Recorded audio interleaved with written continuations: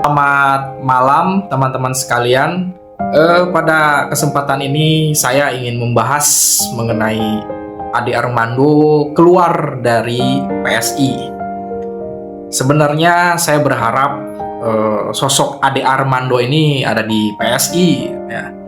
Dia seorang pakar komunikasi, seorang aktivis, dan ide-idenya itu sangat segar di masa demokrasi ini gitu kan. Meskipun dia dianggap kontroversi, tapi inilah yang namanya kebebasan berpikir, mengemukakan pendapat, kan demokrasi gitu kan. Tapi hal ini memang menjadi sesuatu yang sangat berat. Bang Ade Armando ini memang seorang aktivis, dia memiliki suatu idealisme. Jadi orientasinya memang untuk memperbincangkan sesuatu yang mungkin bisa dianggap benar atau dianggap salah atau membela kebenaran itu gitu kan. Nah, dia membuat suatu narasi video tentang Yusuf Kala ya. Yusuf Kala ini bagi Ade Armando itu udah membuat suatu keresahan lah gitu ya. Ceramah di video itu yang divideokan itu kan, itu membuat dianggap suatu yang provokasi, keresahan gitu kan.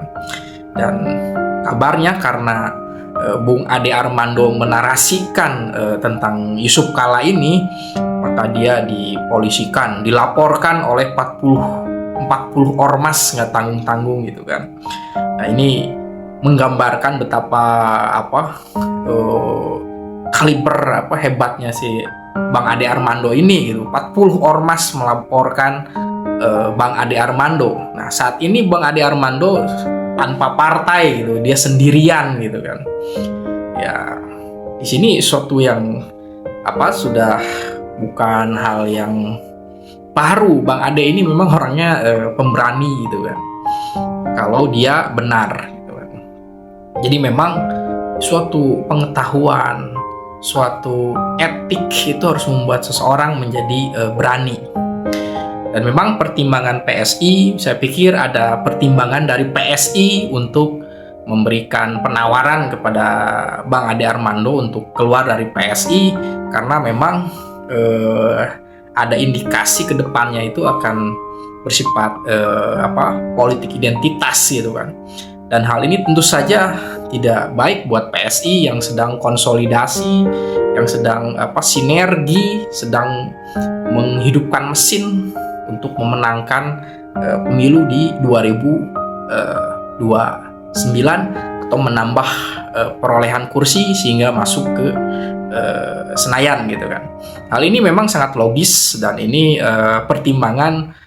Karena benar juga bahwa Bung Ade Armando akan menjadi sasaran gitu kan. Nanti kan ada penyidikan, lalu persidangan gitu kan. Kalau memang itu terjadi, dan ini akan menjadi sesuatu yang digoreng gitu kan, akan menjadi sesuatu yang dikapitalisasi politik gitu kan. Dan ini menjadi beban buat PSI, dan saya pikir keputusan tepat buat Bang Ade Armando untuk keluar gitu kan. Meskipun saya menyayangkan gitu kan sosok seperti Bang Ade yang memiliki kapasitas komunikasi yang baik, sesuatu yang berdasarkan ilmu gitu kan, dan bisa menjelaskan suatu permasalahan dengan elegan gitu kan, dengan mudah dicerna, itu yang penting itu. Dan yang penting juga ada suatu idealisme di sana gitu. Jadi memang Bung Ade Armando ini memang belum tentu cocok di politik, dan dia tidak pernah berhenti bicara gitu kan, tidak pernah berhenti untuk membaca, mendialektikakan esensi nilai kebenaran dari suatu peristiwa, maksud. Nah, di sini kan. Dan memang ruang publik ini memang sesuatu yang kontradiksi. Katanya ruang publik itu bebas, tapi pada satu sisi lagi ada aturan untuk membatasi kebebasan itu. Dan tentu saja sesuatu yang dianggap bersalah atau dianggap sesuatu yang benar, kalau dikaitkan dengan ranah hukum ya harus dibawa ke pengadilan gitu kan.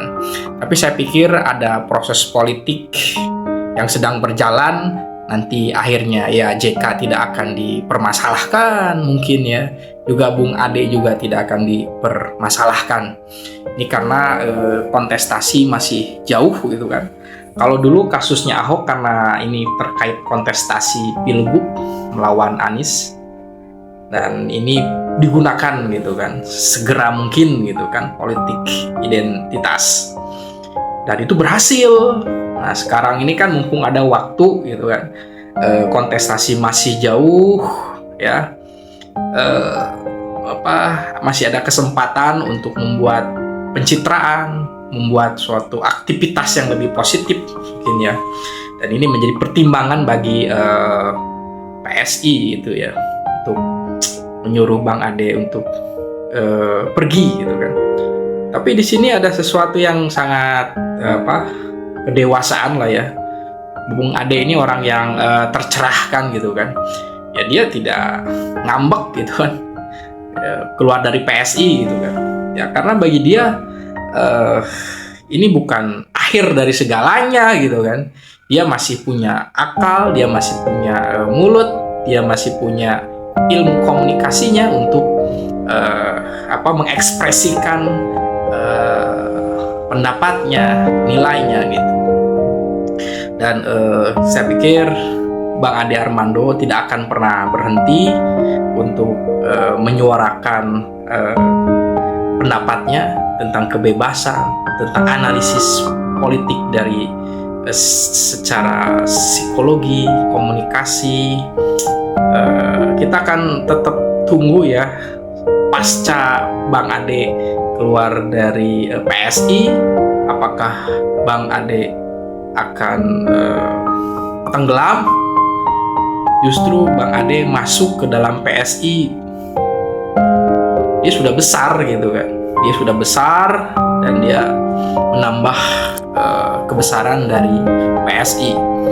Tapi sayangnya momen saat ini dengan pertimbangan gitu kan para konsultan politik gitu kan, akhirnya Bang Ade mungkin secara formal keluar, tapi secara kultural saya pikir ide-ide dari Bang Ade Armando akan selalu ada di PSI. Baik, demikian dari saya mengucapkan selamat kepada Bang Ade Armando ya. Bang Ade Armando mungkin lebih akan bebas lagi di luar gitu kan, tanpa beban gitu untuk mengekspresikan pendapat Bang Ade Armando tentang politik di era demokrasi ini. Dan inilah konsekuensi dari demokrasi, akan bergeseran dengan politik identitas, akan bergesekan dengan politik massa gitu kan. Dan inilah yang harus diperjuangkan. Tapi saya pikir melihat kecenderungan sekarang, misalnya politik itu mengarah pada pencitraan, manipulasi, sikap dari Bang Ade Armando yang tidak diam gitu kan, itu suatu pertanggungjawaban sebagai intelektual publik gitu. Nah, dari sana saya pikir masih ada sisi positif dari Bang Ade Armando, itu intelektual gitu kan, pertanggungjawaban sebagai intelektual publik ya, bukan sebagai intelektual yang hanya di Menara Gading diam saja, tidak membela, tidak mengkritisi ya. Itu aja. Terima kasih, semoga Bang Ade tetap semangat dan pasti akan selalu berkarya. Oke.